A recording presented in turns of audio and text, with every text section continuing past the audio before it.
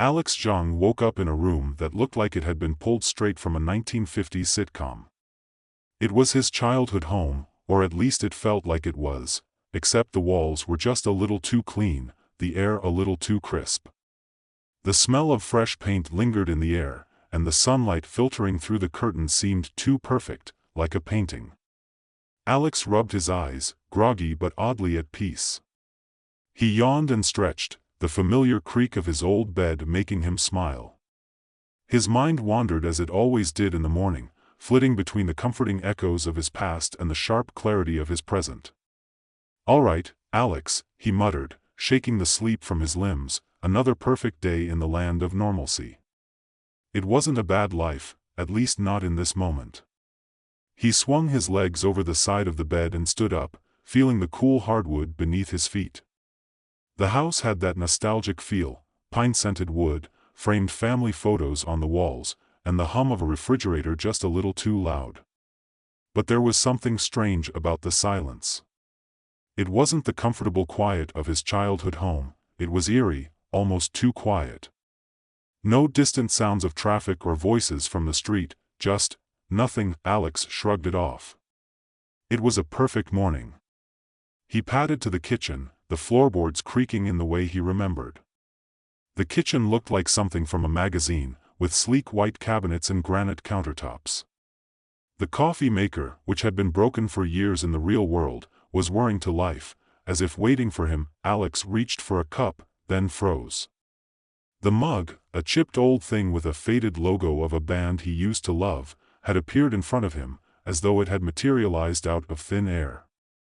He frowned.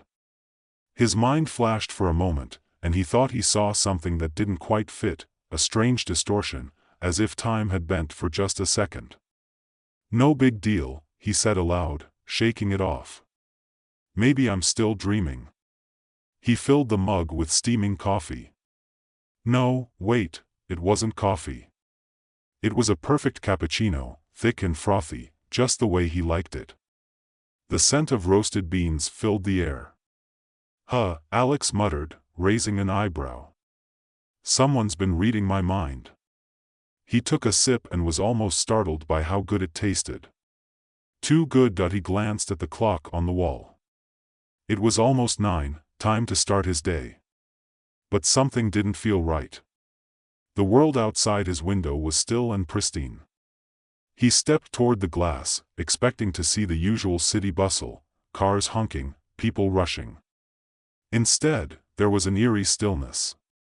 The street was empty. No people. No cars. No sounds of life. "Hey, it's just a quiet morning," he said, trying to convince himself. "Maybe I slept through rush hour or something." But the quiet gnawed at him. Alex was about to turn away when he heard it, scratching. A faint sound, like claws on wood. He whipped his head toward the sound and froze. His cat, Boots, was sitting in the corner, staring at him with wide, unblinking eyes. Boots had died years ago. Alex remembered it vividly, the sudden illness, the final trip to the vet. But here she was, alive and staring at him. "Boots?" he asked, his voice trembling. "How?" Boots opened her mouth and, to Alex's horror, said, "You're not supposed to be here, Alex." Alex stumbled back, heart pounding. What the hell? He turned and bolted for the door, desperate for some sort of grounding reality. The hallway felt longer than usual, the walls too straight, too symmetrical. As he reached for the door handle, he saw something on the floor, a tiny crack in the air. It shimmered for a moment, then snapped shut as if it had never been there. Boots followed him down the hallway, her claws tapping lightly on the floor. "You really don't remember, do you?" she mewed, sounding eerily calm. Alex stared at her. "What do you mean?"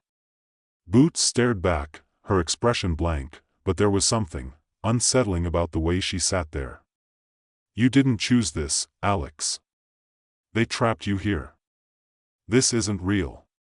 You're not supposed to be alive. You're dead." The room around Alex seemed to blur, the edges of reality fading in and out. A rush of cold air swept through the house. Boots was still sitting there, now with an odd glint in her eyes, something almost human. Dead? Alex repeated, his voice barely a whisper. I'm dead. But I'm here. I'm alive. I'm not. The house around him flickered, and for a brief moment, the walls, the furniture, even the floor became translucent. Through the cracks in the reality, Alex glimpsed something that made his stomach turn, a flicker of a strange metallic surface, as though the world was nothing but a hologram. A simulation. Alex stumbled back. His breath hitched as he scanned his surroundings in disbelief. This was impossible. This was a dream. A glitch. Something was wrong.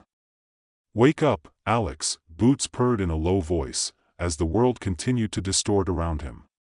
The digital immortality project is real. And you're part of it. The words felt like a punch to his gut. He stood there for a long time, trying to grasp the meaning of what Boots had said, but his mind refused to process it. He reached for his phone, but when he tried to dial, the screen simply reflected his face back at him, static and blurred. In a daze, Alex stumbled outside the house and onto the sidewalk. The street was still deserted. A hum in the air, almost imperceptible, vibrated through his bones. He stood there, unsure of what to do next, before he heard a soft voice behind him, "You're not real, you know." Alex turned to find a woman standing a few feet away. She was young, dressed casually in a hoodie and jeans, and had a look of quiet determination on her face. She stood like she knew something Alex didn't, as though she had been waiting for him. "What do you mean?" Alex asked, his voice cracking. She crossed her arms and tilted her head. "You didn't choose this. You were chosen. You're part of the digital immortality project. A government program to," she paused for a moment, clearly choosing her words carefully, "preserve humanity. But you were never supposed to be here, Alex." "I don't understand." Alex's mind raced as he tried to process her words. "How do you know all this?" "I know because I'm like you," she said. "My name is Ivy. And like you, I didn't choose this. I woke up here, too. A copy of me, anyway." She let the words hang in the air for a moment before continuing, "We've been captured. Trapped in this world, just like everyone else here." Alex's head spun. He tried to speak but the words caught in his throat. I don't understand. Why me? Why are we here? What is this place?"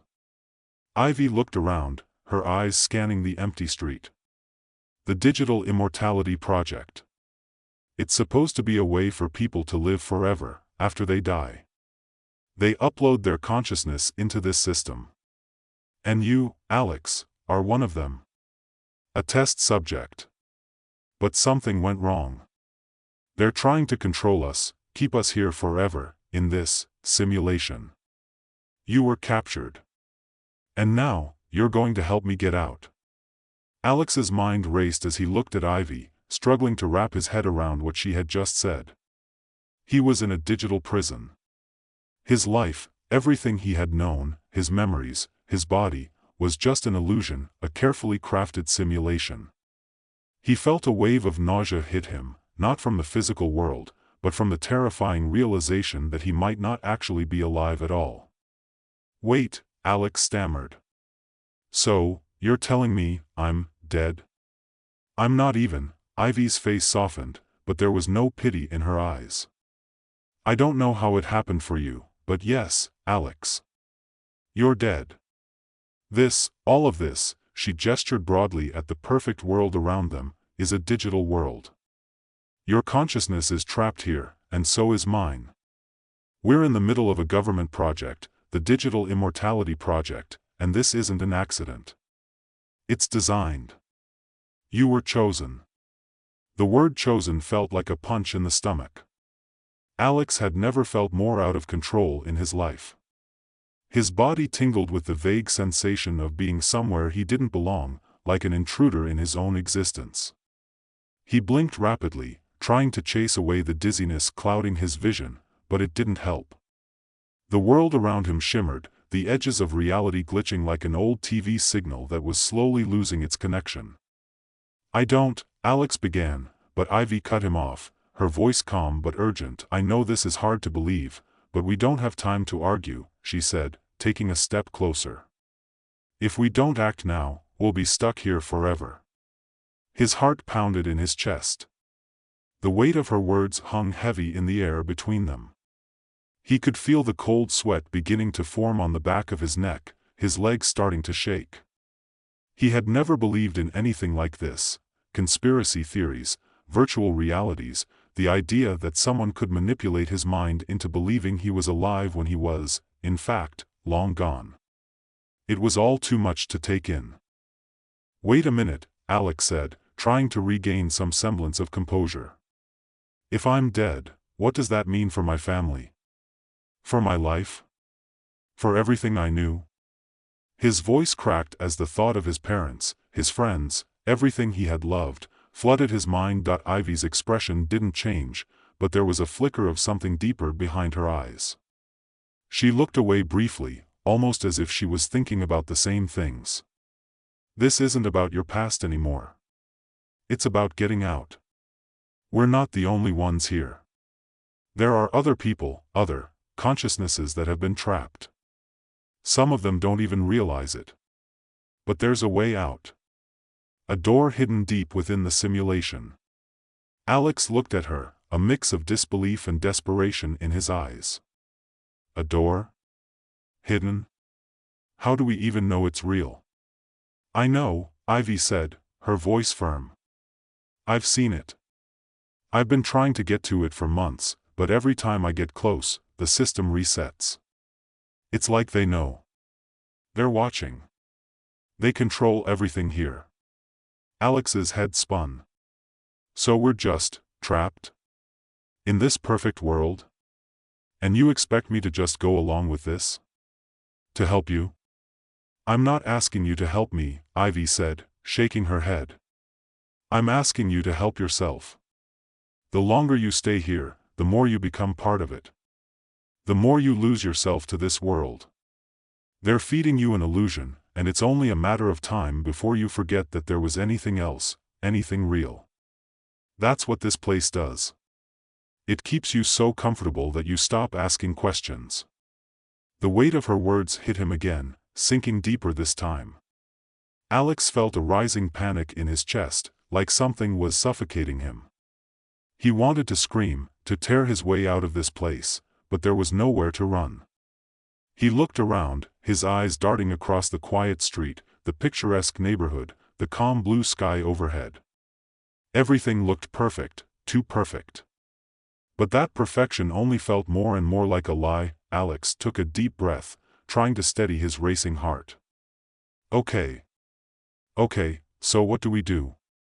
Ivy's eyes softened, her expression almost relieved. We need to find the central server. The control core of this simulation. If we can get to it, we can break out. I've tried before, but I was stopped. They have programs in place, defenses, to keep people from getting too close. Program defenses? Alex asked, his brow furrowing. Like what? People who want to stop us? No. Not people, Ivy said, her lips curling into a grim smile.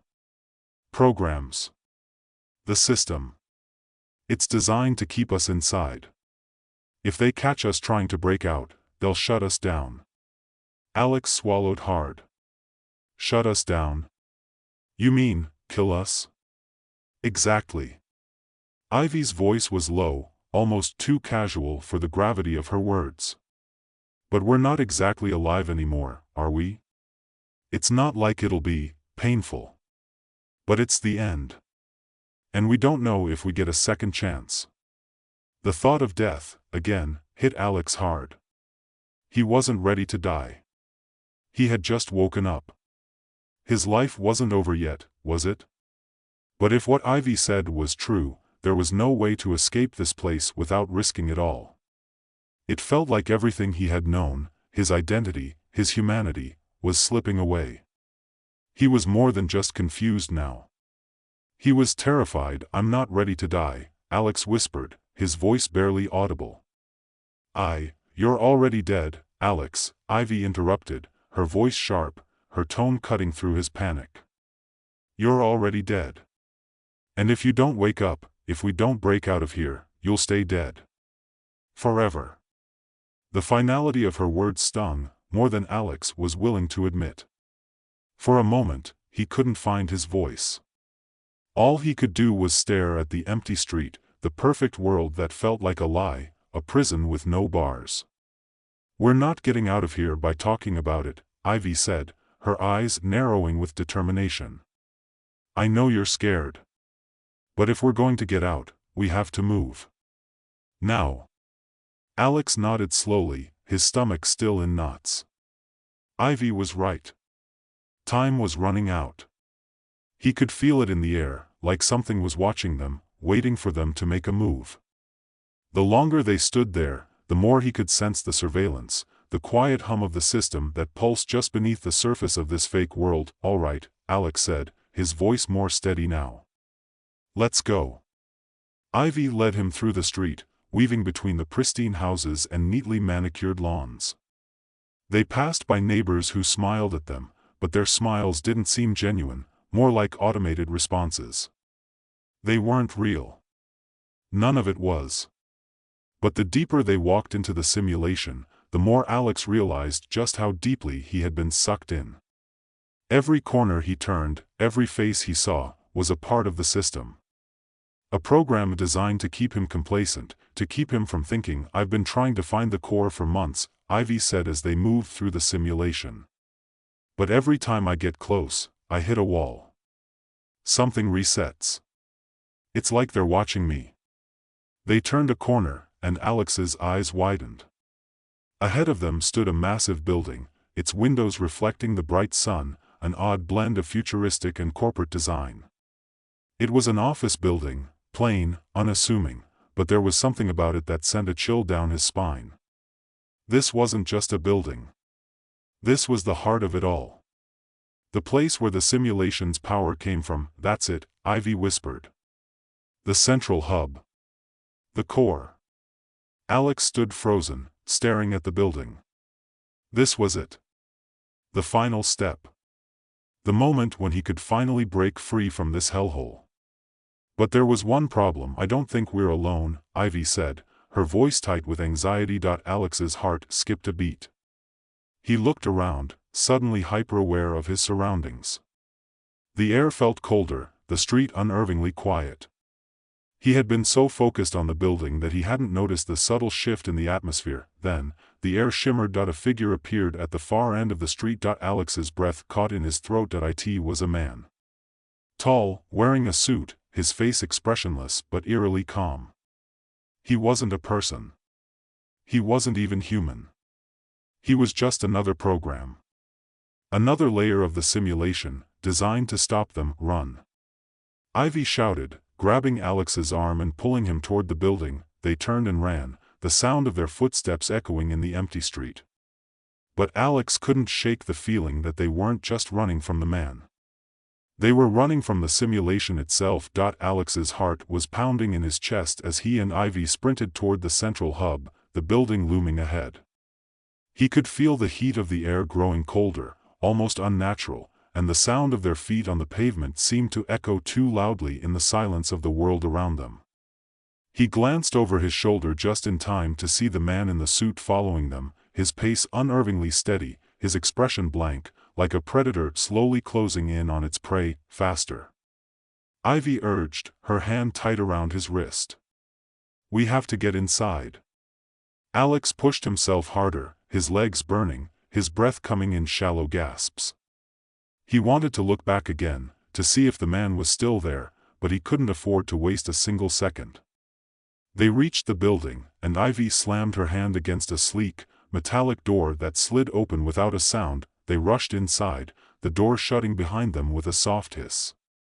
Inside, the building was sterile and clinical, the walls white, the floors smooth, and everything gleaming like it had been built to impress.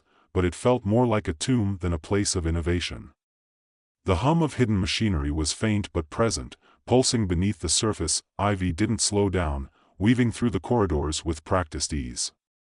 Alex tried to keep up, his mind whirling with questions, with fears, but there was no time to think.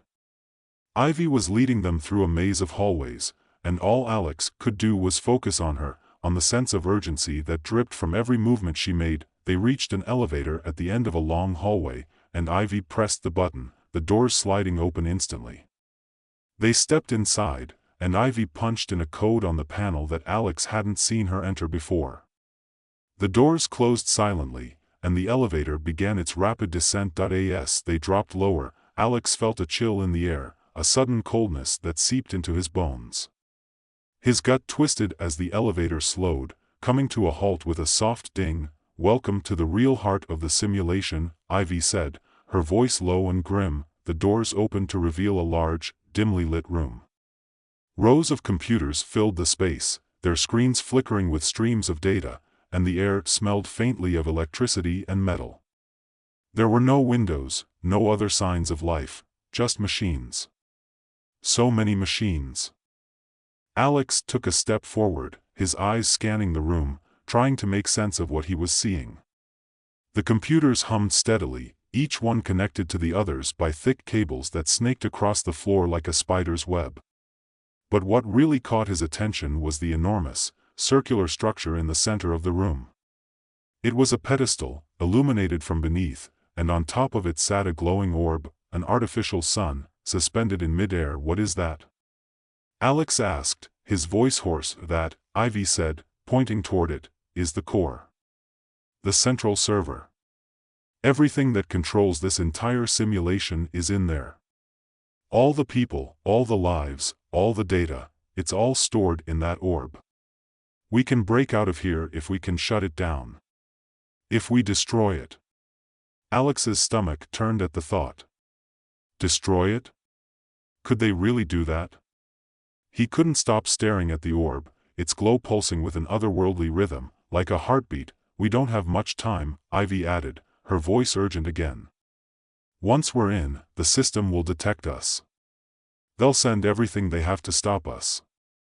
This is it, Alex. We can't hesitate." He nodded, trying to steady his breathing.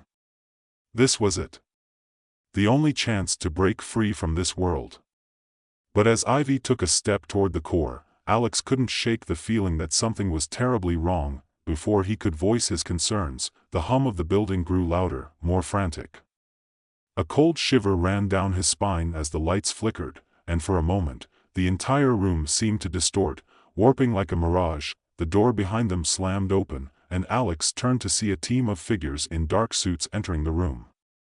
They moved swiftly, efficiently, and Alex recognized them instantly, the programs, the ones who had been chasing them since they left the streets. They were no longer just faceless threats, they had shape, form, and purpose. Ivy cursed under her breath. "They found us." Alex stepped in front of her, his body tensing. "What now?" "Now we fight," Ivy said, pulling something from her jacket. It was a small device, compact and sleek, with a blinking red light at its center. "This will give us a shot, but it's going to get ugly." The group of figures in suits advanced on them, moving with eerie precision. They didn't speak, didn't make a sound, but their presence was enough to send a chill through Alex's veins. It was as if they weren't human at all. They were nothing more than digital shadows. Ivy's hand tightened around the device, and with a quick flick of her wrist, she threw it toward the central server. The device hit the ground, and a sharp, blinding light erupted from it, blasting a pulse of energy toward the core. The entire room shook, the hum of the machines growing louder, and for a moment, Alex thought the walls themselves were going to collapse, but the blast didn't reach the orb. It stopped, like an invisible barrier had held it back.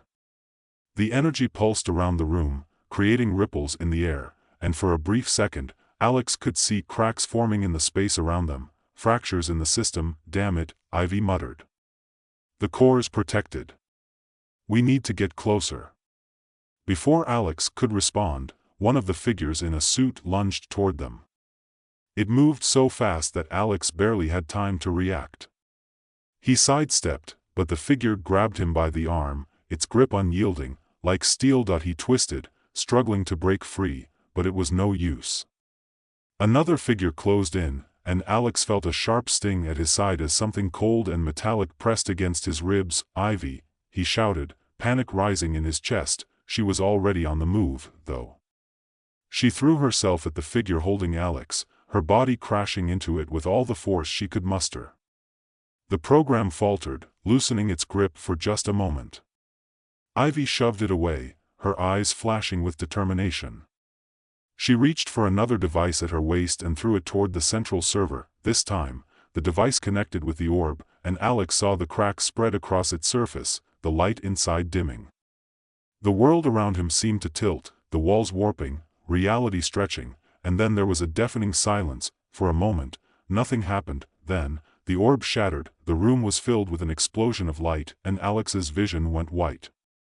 The force of the blast sent him crashing to the floor, the air thick with the smell of burning electronics and the acrid sting of ozone. His body ached, his ears ringing from the shockwave. But as the light faded and his senses returned, he realized one thing: he could breathe. Real air. Not the sterile hum of the simulation. He gasped, pulling himself to his feet. The room around him was still, silent. The machines that had once hummed steadily were now motionless, their screens blank. The programs were gone. Ivy stood nearby, her expression hard but relieved. She looked at him, then at the shattered remnants of the core, the pulse of light now extinguished. "It's over," she said quietly, her voice almost reverent. Alex could hardly believe it. The world around him felt different, real, tangible, full of life in a way he hadn't experienced before. The digital prison, the perfect world he had once known, was gone. "We made it," Alex whispered. Ivy nodded, her face softening slightly. "Yeah. We made it. But we're not out of the woods yet." Alex looked at her, still trying to process everything. The danger, the escape, the confusion. But he knew one thing for sure: they had escaped.